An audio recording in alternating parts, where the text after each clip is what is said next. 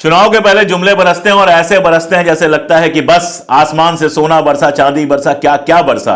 450 रुपए का सिलेंडर, 2 करोड़ लोगों को रोजगार, किसानों की आय दोगुनी, फलाना ढिमकाना, सबका कर्जा माफ, ये वो सारी चीजें लगातार लगातार मोदी जी और उनके लोग कहते रहते हैं। लेकिन चुनाव आने के बाद पता चलता है कि सरकार संसद में बैठ के कह देती है कि 450 रुपए का सिलेंडर देने की हमारी कोई योजना नहीं है। और मजेदार बात यह है कि इतने सबके बाद भी उससे सवाल पूछने पर सांसदों को संसद से बाहर निकाल दिया जाता है, सस्पेंड कर दिया जाता है। आज के वीडियो में मैं इस तरह के तमाम सारे जो वादे हैं मोदी सरकार के, वो सारे आपके सामने रखूंगा और सवाल पूछूंगा कि आखिर ये जो वादे किए गए थे वो जुमले क्यों निकले। बने रहिए मेरे साथ, देखिए पूरा का पूरा वीडियो।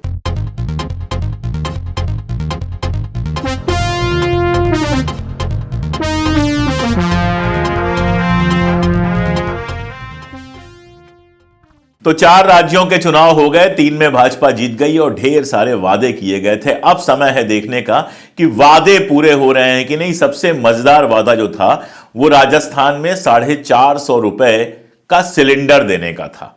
बाकायदा बयान आए, बाकायदा पोस्टर छपे, बैनर्स लगे और मोदी जी ने खुद कहा कि ये मोदी की गारंटी है। उन्होंने कहा कि जी मत लगाओ मेरे नाम के साथ, मोदी की गारंटी है। बड़े ऊंचे ऊंचे स्वरों में आप ये वीडियो देखिए कैसे वो मोदी की गारंटी लोगों से कहते हैं। मोदी की गारंटी है कि सिलेंडर 450 रुपए में मिलेगा। याद रखिएगा, भूलिएगा मत, याद रखिएगा, मोदी यानी गारंटी, पूरा होने की गारंटी। और सिर्फ ये वीडियो नहीं है, राजस्थान की सड़कों पर शानदार बैनर्स लग गए थे। 450 रुपए में सिलेंडर मिलेगा। उसके बाद मामला गया लोकसभा में सवाल पूछने तक। पता नहीं कैसे ये सवाल पूछने की इजाजत मिल गई और हमारे जो धनखड़ साहब हैं, हमारे जो बिरला साहब हैं, उन्होंने कैसे इस सांसद को बर्खास्त नहीं कर दिया जिसने ये सवाल पूछा कि क्या वाकई 450 में सिलेंडर मिलने वाला है। खैर, इस सवाल का जवाब यह आया कि 450 रुपए में कोई सिलेंडर मिलने वाला नहीं है, यानी ये चुनावी जुमला था। अब मैंने जुमला कहा तो आप कहेंगे ये तो गलत शब्द है, आप प्रधानमंत्री के लिए ऐसे शब्दों का प्रयोग कर रहे हैं।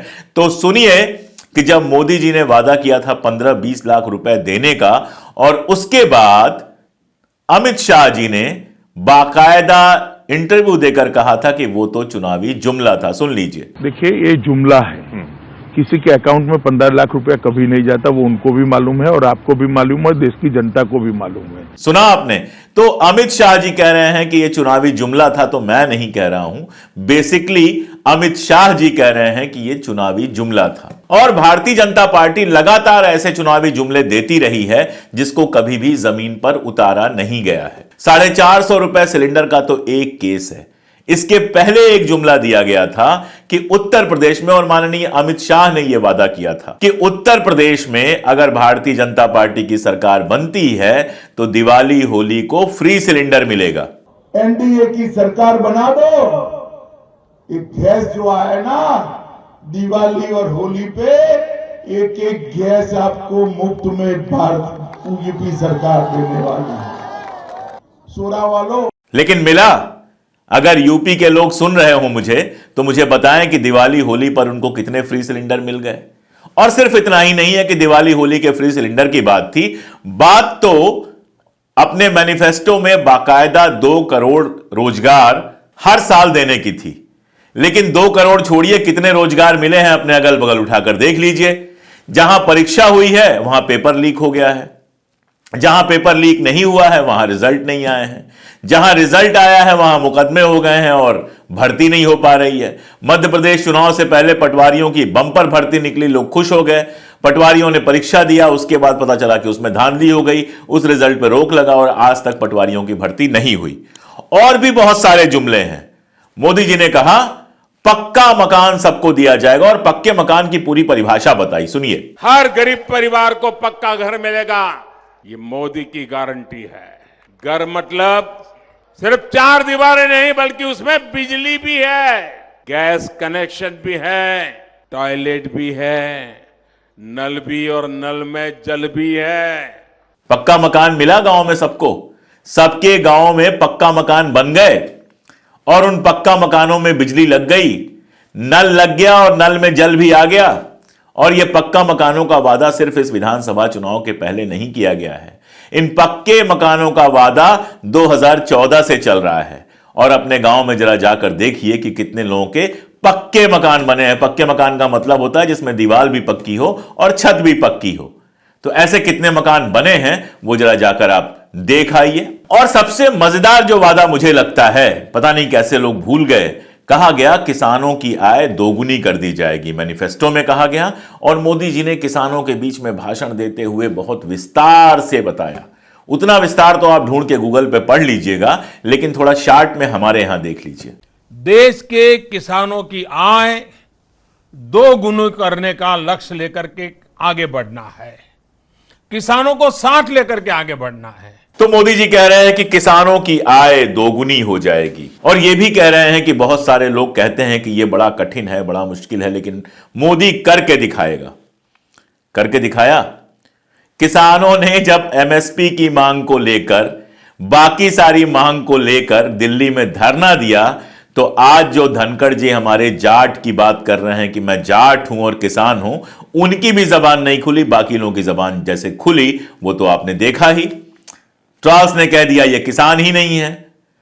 गोदी मीडिया इस पर लग गई कि किसानों का जो आंदोलन है वो पूरी तरह से पॉलिटिकल है। और फाइनली क्या हुआ? फाइनली 3 नए कानून जो लाए गए थे वो रोक दिए गए, लेकिन एमएसपी वाला जो वादा था वो अभी तक पूरा नहीं हुआ। किसानों की आय दोगुनी होनी तो छोड़ दीजिए, हकीकत यह है कि विदर्भ सहित जिन इलाकों में किसान आत्महत्या कर रहे थे वहां आत्महत्याएं पहले से भी ज्यादा बढ़ गई हैं। और दोगुनी आय का मामला देखना है तो देख लीजिए खुद इन्हीं के उदाहरण से। ये 5 किलो अनाज दे रहे हैं। अब आप बताइए कि अगर किसानों की आय डबल हो जाएगी तो फिर 5 किलो अनाज की जरूरत क्या पड़ेगी? लेकिन 5 किलो अनाज सीधे हाथ में जाता है, उससे वोट मिलता है, तो 5 किलो अनाज तो दिया जाएगा। लेकिन किसानों की आय बढ़ाने का मामला हो, चाहे बेरोजगारों को 2 करोड़ रोजगार देने का मामला हो, यह सारा कुछ कभी नहीं होगा। वादे तो और भी थे। वादे थे कि 100 शहरों को स्मार्ट सिटी बनाया जाएगा। क्यों ना हमारे देश में 100 नए शहर बने, आधुनिक शहर बने, स्मार्ट सिटी बने। जिन शहरों का नाम था उस लिस्ट में, उनके नागरिक अगर देख रहे हो मुझे, तो मैं उनसे पूछूंगा आपका शहर स्मार्ट बन गया? वहां ट्रैफिक की प्रॉब्लम खत्म हो गई, 24 घंटे बिजली आने लगी, इंटरनेट बिल्कुल शानदार हो गया, सारी व्यवस्थाएं हो गई। कहां है वो 100 स्मार्ट सिटीज? पूछता है भारत। और भी सुन लीजिए, रेलवे की बात सुन लीजिए। बड़ा शोर हुआ वंदे मातरम चलेगी। वंदे मातरम चलना शुरू हुई तो रोज कभी गाय से टकरा के, कभी कुत्ते से टकरा के घायल होना शुरू हो गई। और वंदे मातरम ट्रेन तो जो चल रही है, जो रेगुलर ट्रेन्स हैं उनकी क्या स्थिति है, एक बार उन ट्रेन्स में जर्नी करके आप देख लीजिए। बुजुर्गों को, 60 साल से ऊपर के लोगों को छूट मिलती थी रेलवे के किराए में, वो खत्म हो गई। किराए लगातार बढ़ गए और सुविधाएं लगातार कम होती चली गई। जिन ट्रेनों में खाना मिलता था उनकी क्वालिटी गिरनी शुरू हो गई। और सबसे बड़ी बात तो यह कि पिछले कुछ महीनों में हमने देखा कि लगातार ट्रेनों के एक्सीडेंट्स की खबरें आई। यानी ट्रेन रूट सिक्योरिटी की जो पूरी की पूरी बात की गई थी वो भी कहीं नहीं है। युवाओं को रोजगार कहीं नहीं मिल रहा है। सरकारी नौकरियों को तो छोड़ ही दीजिए आप, बाकी रोजगार भी पैदा नहीं हो रहे हैं। हरियाणा के चीफ मिनिस्टर रोजगार देने के लिए इजराइल भेज रहे हैं, जहां सारी दुनिया इजराइल को युद्ध क्षेत्र मानकर वहां से अपने नागरिकों को वापस बुला रही है। यहां तक कि भारत ने भी वापस बुला लिया। वहां हरियाणा के मुख्यमंत्री अपने लोगों को, अपने युवाओं को कह रहे हैं जाओ इजराइल में नौकरी करो, हरियाणा में नौकरी नहीं है। तो ये जो वादे किए गए बड़े बड़े, ये तो मैंने कुछ गिनाए। अभी आप कमेंट्स में लिख देंगे, आप लोग ही लिख देंगे कि और कौन कौन से वादे किए गए थे जो पूरे नहीं हुए। कुछ नहीं करना है, गूगल करिए, गूगल पर सिर्फ निकाल लीजिए 2019 का घोषणा पत्र और 2014 का घोषणा पत्र, और फिर देखिए कि उनमें से कितने वादे पूरे किए गए हैं। आपको पता चलेगा कि वादे एकदम पूरे नहीं किए गए हैं। गिनती की कुछ चीजें की गई हैं। उज्ज्वला आ गई, तो उज्ज्वला आने के बाद पता चला कि पहला सिलेंडर लोगों को मिल गया, दूसरा सिलेंडर खरीदने के बाद पैसा नहीं है। और भी योजनाएं आई, उन योजनाओं की क्या हालत है। फसल बीमा योजना आई, फसल बीमा योजना में कितने लोगों को उनका बीमा मिला है ये आप भी जानते हैं और मैं भी जानता हूं, और कितना बीमा मिला है ये भी आप जानते हैं। सड़कों का हुआ कि सड़कें हम बहुत बनवा रहे हैं, तो पता चला कि 4 लेन अगर बनवा रहे हैं तो चारों लेन की लंबाई जो है वो अलग अलग नाप रहे हैं, इसलिए लग रहा है कि 4 गुना काम हो रहा है, जबकि काम यूपीए के दौर से कम हो रहा है। तो जनता की भलाई की जितनी चीजें थीं, जिसके लिए जनता को वादा किया गया था, 450 का सिलेंडर वगैरह वगैरह। यहां तक कि मध्य प्रदेश में जो लाडली बहना योजना थी, जिसकी वजह से कहा जाता है कि भारतीय जनता पार्टी इस बार सत्ता में आई, भी उसके ऊपर भी बादल गहरा रहे हैं। कोई नहीं कह सकता कि वो योजना रहेगी जाएगी। अलग अलग तरह की खबरें आ रही हैं। जब तक खबर आ ना जाए या जब तक अगली किस्त बहनों के खाते में चली ना जाए, तब तक कुछ कहना बेकार है। छत्तीसगढ़ में वादा किया गया 1100 रुपए प्रति माह दिया जाएगा, 1000 रुपए प्रति माह दिया जाएगा, नहीं जा रहा। छत्तीसगढ़ में वादा किया गया किसानों के कर्जे माफ कर दिए जाएंगे, अब कहा जा रहा है कि किसानों की स्थिति तो बहुत अच्छी है, कर्जे क्यों माफ करने हैं। तो चुनाव के पहले के जो वादे हैं और चुनाव के बाद जो हकीकत है, दोनों में लगातार फर्क देखने को मिल रहा है। वादे पूरे कौन से हुए? वादे वो पूरे हुए जो कहे कम गए थे, इशारा जिनका ज्यादा था। राजस्थान में क्या वादा पूरा हुआ? अभी तो कुछ नहीं हुआ है, लेकिन राजस्थान में रिजल्ट आया और बाल मुकुंद जी थे वो सड़क पर निकल गए मीट की दुकान बंद कराने के लिए। यह अलग बात है कि बाद में उन्होंने माफी भी मांग ली और उनके ऊपर एक केस आ गया कि एक दलित का उन्होंने जमीन कब्जा किया हुआ है और उसके साथ मारपीट की हुई है। मध्य प्रदेश में कौन सा वादा पूरा हुआ? मध्य प्रदेश में मुख्यमंत्री जी ने सब बनते बनते सबसे पहली घोषणा यह की कि सड़कों पर मीट मछली मटन नहीं बिकेगा। यानी जिन लोगों के पास पहले से रोजगार था उनसे भी रोजगार छीन लिया गया। हजारों लोग जो हैं सड़कों पर ये सारा कुछ अंडा मीट मटन ये सब बेचकर अपना घर चला रहे थे, अब सारे के सारे बेरोजगार हो गए। वो आगे क्या करेंगे किसी को नहीं पता है। हाँ, मीट मछली पे कोई रोक नहीं लगा है। आप 5 स्टार होटल में, 3 स्टार होटल में, 1 स्टार होटल में, रेस्टोरेंट में जाकर लीसियस से, जेप्टो से, इन सारी जगहों से आप आराम से, जोमेटो से, इन सारी जगहों से आप मीट मटन मछली अंडा कुछ भी मंगवा सकते हैं। लेकिन जो लोग सड़कों पर लगा रहे थे उनसे छीन लिया गया। अब आप ये बताइए कि जो सैकड़ों हजारों लोग बेरोजगार हो गए हैं, ये बेरोजगार माने जाएंगे या फिर सरकारी योजना के लाभार्थी माने जाएंगे? और बात की गई 370 हटा दिया। चलिए 370 हटा दिया। मैं यूपी, बिहार, एमपी, राजस्थान इन जगहों पर रहने वाले लोगों से पूछ रहा हूं कि 370 हटाने से आपकी जिंदगी पे क्या फर्क पड़ गया? आप अपने शहर में 1 कट्ठा जमीन नहीं ले पा रहे हैं, आप कश्मीर में जाएंगे जमीन खरीदने। आपको यहां नौकरी नहीं मिल रही है, कश्मीर में नौकरी मिलेगी। रहा सवाल आतंकवाद का, तो रोज घटनाएं वहां पर हो रही हैं, लगातार खबरें आ रही हैं। आप ना देखना चाहें तो अपना कान आंख बंद कर लें, जो देखने वाले हैं उनको तो दिखाई दे रही है। उससे भी बड़ी बात यह कि 4 साल हो गया वहां चुनाव कराने की हिम्मत नहीं हो रही है। अभी तक वहां विधानसभा के चुनाव नहीं हुए। और कौन से वादे पूरे हुए? राम जन्मभूमि मंदिर बन रहा है। अब यह बता दीजिए कि राम जन्मभूमि मंदिर का जो फैसला आया है वो तो कोर्ट से आया है, सुप्रीम कोर्ट से आया है। और सुप्रीम कोर्ट तो सरकार से मुक्त होती है। सुप्रीम कोर्ट के बारे में कहा जाता है स्वायत्त संस्था है। तो एक स्वायत्त संस्था, सुप्रीम कोर्ट ने जो फैसला दिया है उसका श्रेय आप लेके जाएंगे। आप उद्घाटन में जाएंगे, कहेंगे हमने बनाया। आप कह रहे हैं जो राम को लाए थे। अरे राम को कौन लेके आ सकता है? राम तो रामचरितमानस और रामायण से भी पहले से हैं। अयोध्या की गली गली में राम बसते हैं। हिंदू हो मुसलमान हो सब में राम बसते हैं। राम क्या आज आए हैं? क्या गांधी जी राम की बात नहीं करते थे? तो राम को नहीं ले आए हैं, राम को राजनीति में ले आए, यह वादा पूरा कर दिया। लिंचिंग्स होने लगी, यह वादा पूरा हो गया। पूरा का पूरा जो इकोसिस्टम है वो इस बात से खुश है कि भले हमारे घर में रोटी नहीं है, भले हमारे घर में रोजगार नहीं है, मुसलमान तो परेशान हैं। तो यह वादा जो कहा नहीं गया था यह पूरा किया गया। और कई बार मुझे लगता है कि लोगों ने वोट भी इसी के लिए दिया था। अगर लोगों ने वोट इसके लिए नहीं दिया था तो राजस्थान की जनता जो है वो सड़क पर आकर कहती कि भाई आपने हमसे वादा किया था कि आप 450 रुपए का सिलेंडर देंगे, कहां है 450 रुपए का सिलेंडर? उत्तर प्रदेश की जनता सड़क पर आकर कहती कि आपने वादा किया था होली दिवाली पर मुफ्त सिलेंडर देने का, वो सिलेंडर कहां है? देश का बेरोजगार सड़क पर आकर कहता कि 2 करोड़ रोजगार जो हर साल मिलने थे वो कहां गए? किसान पूछता कि हमारी आय जो डबल होनी थी वो डबल क्यों नहीं हुई? आम जनता पूछती कि विदेशों से जो काला धन वापस आना था वो कहां आया?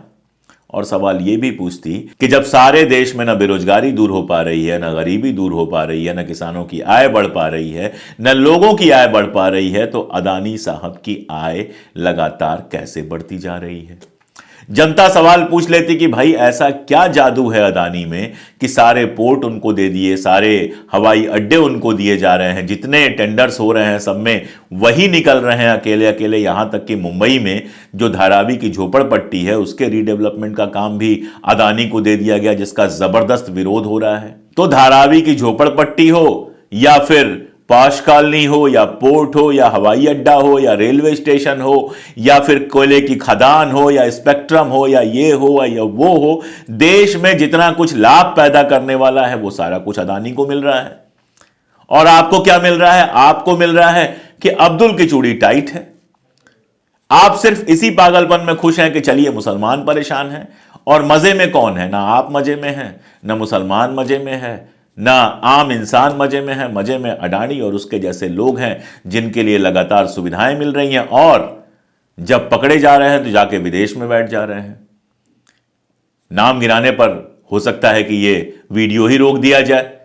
राहुल गांधी की तो बाकायदा सदस्यता चली गई थी, लेकिन नीरव मोदी से लेके विजय माल्या से लेके तमाम सारे लोग जो रोज यहां से लाखों करोड़ों लेकर चंपत हो जा रहे हैं, वो किसके पैसे हैं? अगर आपके और हमारे पैसे नहीं है, सोच के देखिए कि अगर वो लाखों करोड़ों वाकई यहां पर युवाओं को रोजगार देने के लिए लगाया गया होता तो 2 करोड़ लोगों को हर साल रोजगार देना इतना मुश्किल काम नहीं था। लेकिन आप तो इसी में खुश रहिए कि मुसलमान परेशान है। ऐसा लगता है कि जब सब्जियों के दाम बढ़ते हैं तो मुसलमान को महंगे मिलते हैं, आपको सस्ते मिलते हैं। ऐसा लगता है कि जब खेती किसानी पर संकट आता है तो मुसलमान किसान कोई संकट आता है, आपको तो संकट आता नहीं है। ऐसा लगता है कि जब रोजगार नहीं मिल रहे हैं तो मुसलमान को नहीं मिल रहा है, आपको तो मिल जा रहा है। मुसलमान परेशान किस लिए है यह आप भी जानते हैं, हम भी जानते हैं, और उससे आपको क्या सुख मिल रहा है यह ना आप जानते हैं ना हम जानते हैं।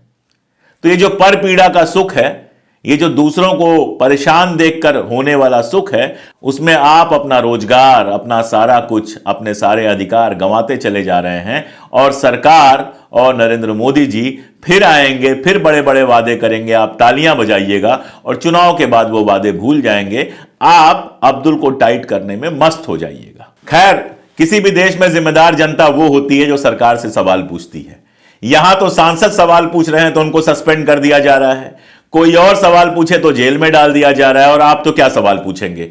आप तो उस गोदी मीडिया के चक्कर में पड़े हुए हैं जो महंगाई बढ़ने को भी अच्छी बात बताती है, जो रोजगार ना मिलने को भी अच्छी बात बताती है, जिसका काम ही है सरकार को पूरे टाइम डिफेंड करना। और अगर आप उस चक्कर में नहीं पड़े हुए हैं तो आपका फर्ज बन जाता है कि ये सारी बातें जो मैं लगातार यहां पर करता हूं वो ज्यादा से ज्यादा जनता तक पहुंचाएं। जनता एक नशे में है, लेकिन जब कोई नशे में होता है तो उसको बार बार झकझोरना पड़ता है ताकि उसका नशा टूटे। हमारे वीडियोस, हमारी बातें जनता को उसी झकझोरने के लिए हैं। पहुंचाइए उस तक, जुड़िए हमारे साथ, हमारी ताकत बनिए ताकि हम कैमरे और सत्ता की आंख में आंख डालकर वो सच कह सकें जो गोदी मीडिया आपसे कभी नहीं कहेगा। आज के लिए इतना ही, बहुत शुक्रिया।